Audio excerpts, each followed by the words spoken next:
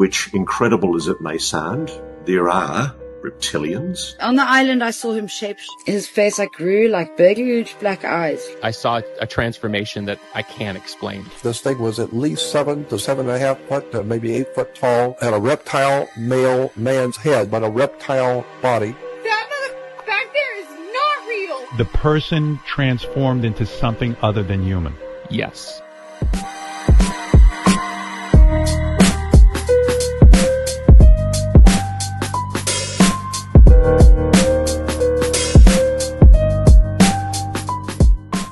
We've now heard about certain NHI species in Lou's book. In a congressional hearing due to Eric Davis and from Congressman Burleson, relaying what Grush has told him. Ross, what have you heard about these specific species, how they interact with humanity and each other? What are the differences in their technologies and capabilities? Look, I don't know much more than what's on the public record. Burleson's accurately reported what I understand from multiple sources, which, incredible as it may sound, there are reptilians, there are mantids, there are humanoids, and there are greys. In fact, I've been apprised of other entities, or EBEs, as they're sometimes called. We know that there are visible objects / craft which have been recorded, and Skywatchers obviously described a taxonomy, I think, of 9 objects, potential craft. I'd love to see eventually a taxonomy of non-human beings. I agree.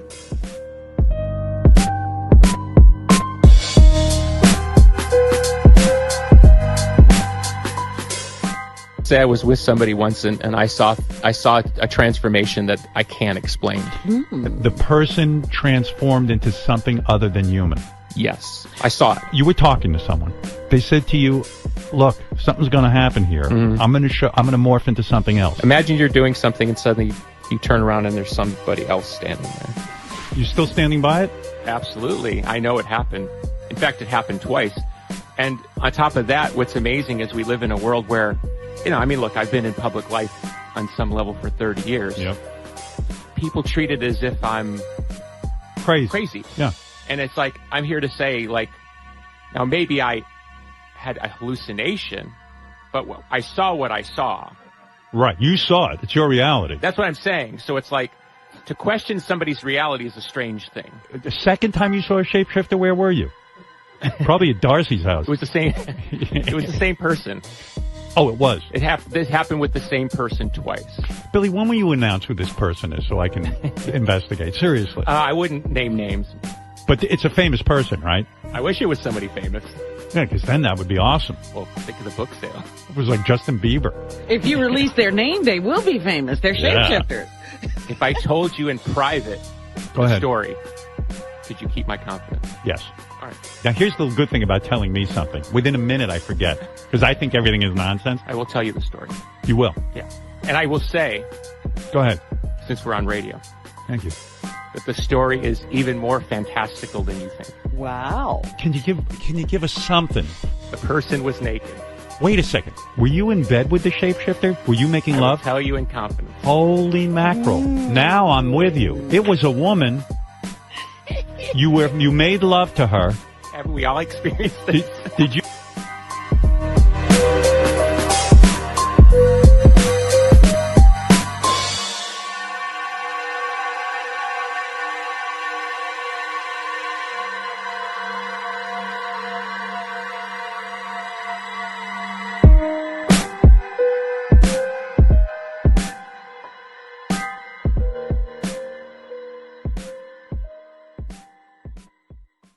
Basketball team.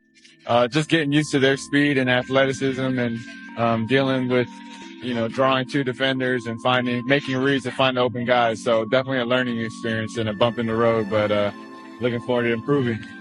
With everything that's going on around you, Jeremy, how are you just finding time right now just to get quiet, take some time with family and friends?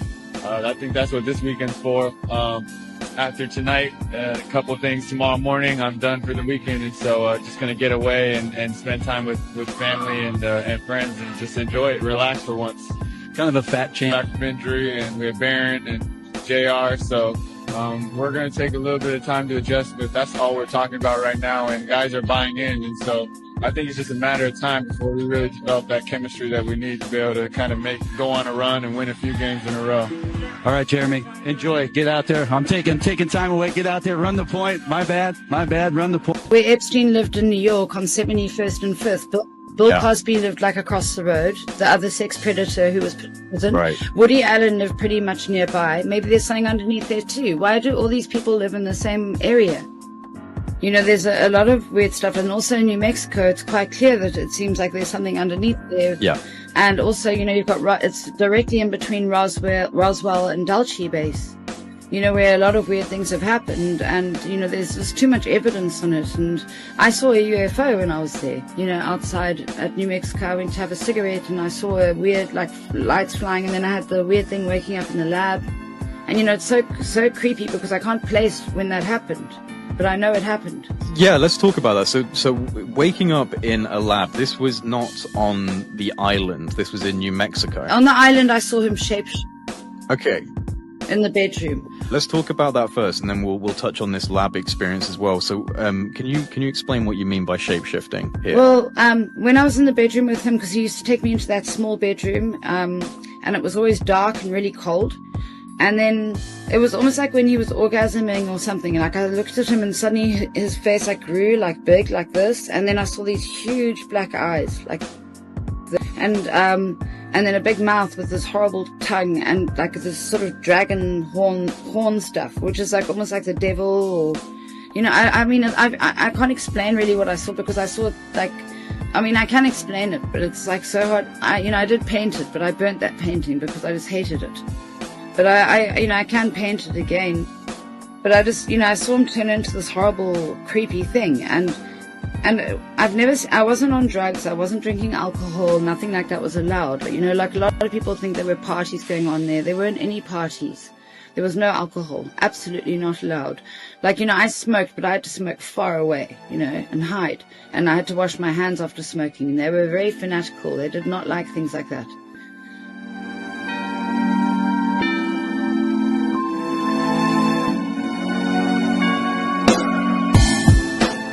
Being the lizard man in the club. Lizard man? Well, it wasn't a man, it was a lady. When the girl Jen, her long tongue, my cousin with me, he a police officer right now. After this event, he said, bro, I'm not doing this bodyguard stuff no more. Yeah. I'm like, what you talking about? He said, bro, I just seen the devil. Don't move. He said, look, turn to the left and look straight across. I looked across. I seen a little lady, brunette, short. And I say, bro, I'm looking. He said, just keep looking. And in an instant, the whole face was different. I didn't see the hair no more. The tongue came out to her own ear. But you know me, bro. I'm like, man, hold on. So I stepped down off the couch and I walk over there. As I'm walking over there, you know, she get out of my line of sight briefly. Mm-hmm. But when I get over there, it's this little normal looking lady again. And I had on a Breitling watch. And she's like, ooh, I like that watch. And I'm looking at her. I'm like, what's your name? She said her name was Jen. Gave me her Facebook page and everything. Jen? Her name was Jen. Like G-I-N? Yes.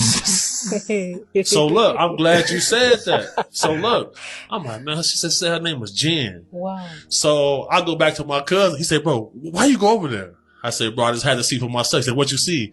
I said, bro, when I went over there, she looked normal, but I felt like I was a hamburger in front of a crocodile.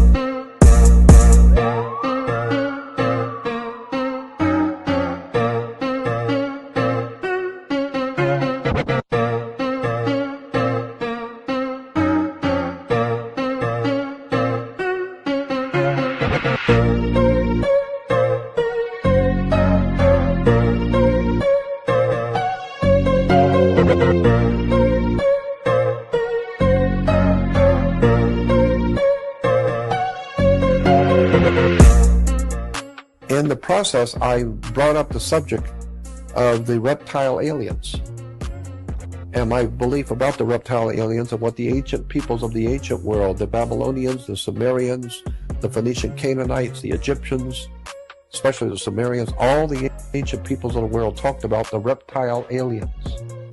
And so I just brought that up in passing, that I think that there are reptile aliens here. I've heard too many stories, and then I told some of the stories that I had heard. Well, after the program, I got a phone call from a guy who later on I found out is an extremely wealthy businessman in Las Vegas. He buys and sells hotels and commercial properties in Vegas, and he was the biggest there. And he said to me, he said, Jordan, we listen to Lou Upton. We love Lou Upton. The office in the mornings, we listen to Lou Upton on the show. And he said, but this morning when you came on, we got so interested in listening to you that everybody just kind of quit work for a little bit and was listening to you. And he says, and when you mentioned the reptile aliens, it shocked us. And he said, I'm a Christian, and I have 5 men who work for me in my office, and they're Christians, and they all belong to the same church. We all go to the same church. And all 6 of us are in the office, and we were hearing you today. And he said, when you mentioned reptile aliens, I had to call you and tell you. We're Christians. But every year, we go somewhere in the world on vacation, and my company pays for everything. And he says, so I take, and all 6 families go together on a vacation somewhere. And he says, and last year, now this was like in 88, so he's talking about 87. And he said, last year we decided to go camping for a couple of weeks in Colorado. And he says, we were up in the mountains and we broke camp one morning, and we walked up to the top of this mountain. We were almost there anyway at camp, and then the next morning when we broke camp, we walked up to the top of the mountain to look over the lay of the land. And he says that out in the valley, we could see that there had been an area that had been cleared away. It was like a round area that had been cleared away. And there was a circle of people out there, and they were all wearing robes, and they were all holding hands and swaying back and forth, singing or chanting. You could barely hear them.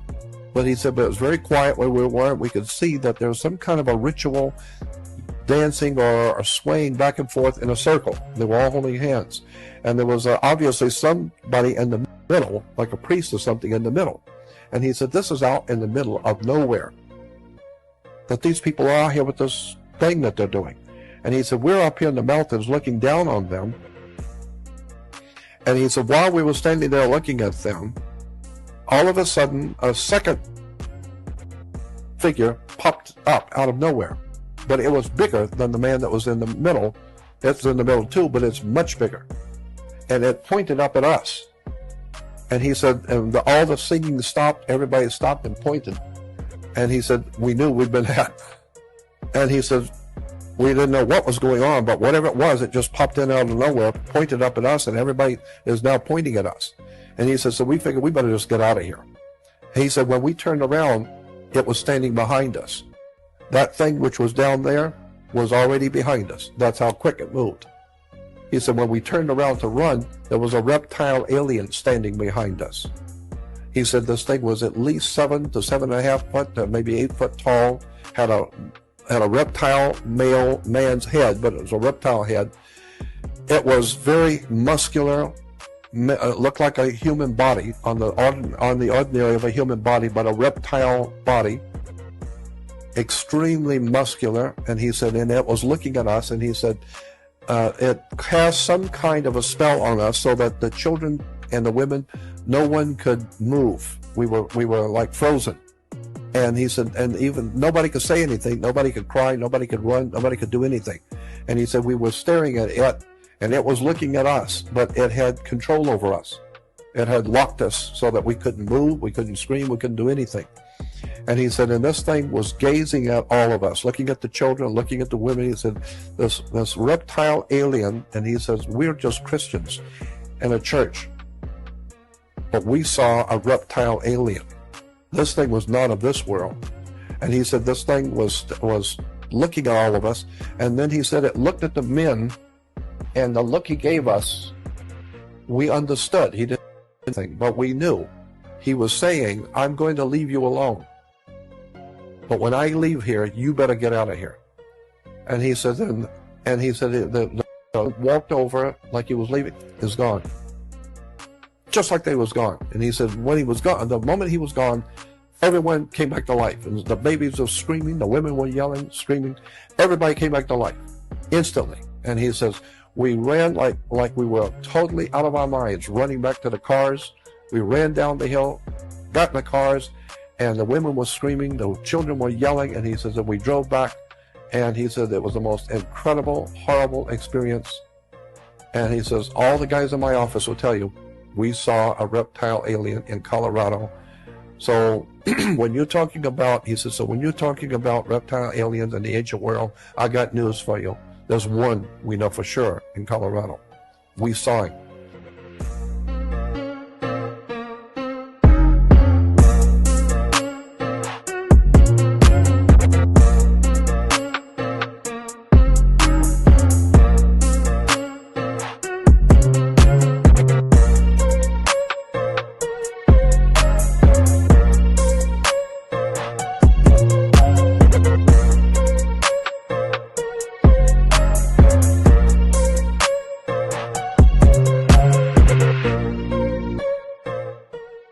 A very dark cave, a very dark, shadowy place, and there was these two beings standing there.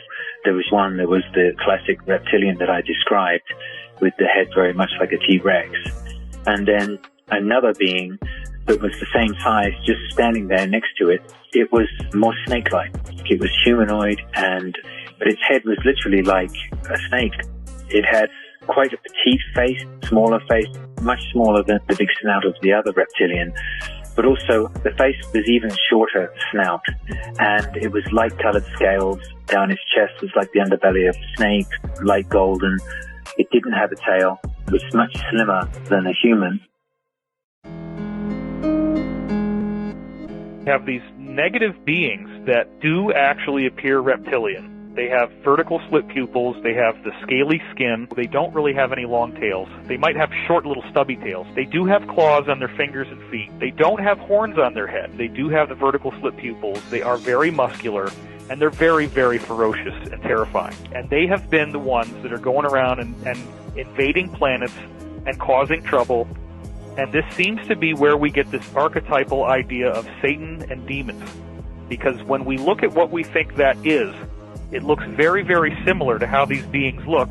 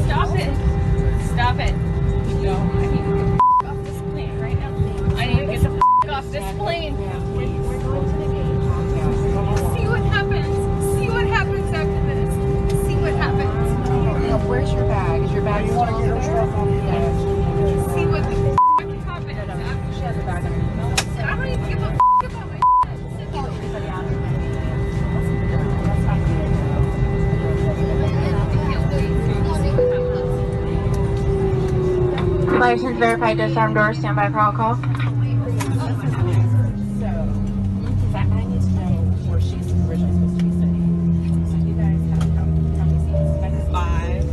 I'm a licensed attorney, so just be careful. I'm a licensed attorney.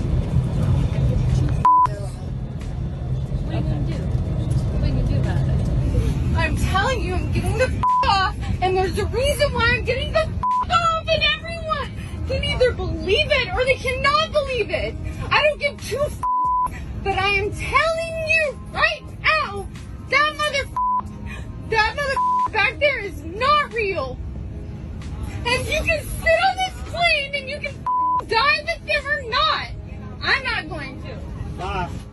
Listen, I mean, I gotta ask you, how does it feel to be traveling again? Great. You know, in the airport again after what you went through? A little bit of anxiety, but it's been good. Yeah. Are you doing anything differently, like, you know, when you're getting ready to travel, or was there any new techniques you used? No. No? No. And a lot of people are curious what exactly you saw, because you know, you alluded to what you saw, but like we just want to know, like, you know, what did you see? I mean, thanks for asking that, but I have been told I cannot comment on it right now. I see. I'm sorry. Bit weird. Are you going to, like, you know, have a full kind of interview somewhere, or like, what's going on? What's the deal? What's the plan on? The rate it's going, I feel like it's going to have to happen. Yeah. So yes, there's some things in the works, mostly nonprofit charity stuff. But I've been trying to like lay low for the most part, but reporters wouldn't let that happen. So yeah. Well, like I was somewhat strong-armed into speaking, and now here we are. Well, I do want to know, like, I mean, you won't say to me what you saw right now. Yeah. You can't. All right, just got her too. Yeah. Well, but what about, like, what was the reason that you wanted to get off so bad? Again, can't speak on that right now, but Understood. I was distressed and I was getting off the plane no matter what. I just probably didn't need to make the scene that I made. Right. But I was getting off that plane, for sure. Right, and you stand by that, like, 100%, even now? 100%.